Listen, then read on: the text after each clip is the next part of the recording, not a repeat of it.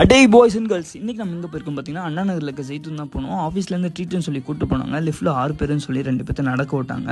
So இவங்களோட ambience வந்து பார்த்தீங்கன்னா சூப்பராக இருந்துச்சுங்க. ஸோ ஏதோ சிங்கப்பூர் மலேசியா போன மாதிரி ரொம்ப ப்ரீமியமாக இருந்துச்சு, டாப் நாச்சாக இருந்துச்சு.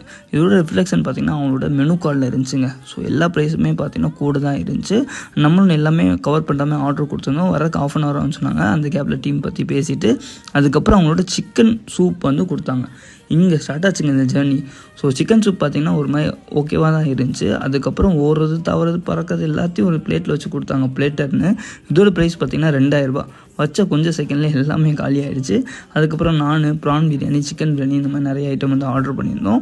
ஸோ டேஸ்ட் வைஸ் பார்த்திங்கன்னா எல்லாமே சூப்பராக இருந்துச்சுங்க. குறை சொல்கிற மாதிரி எதுவுமே கிடையாது.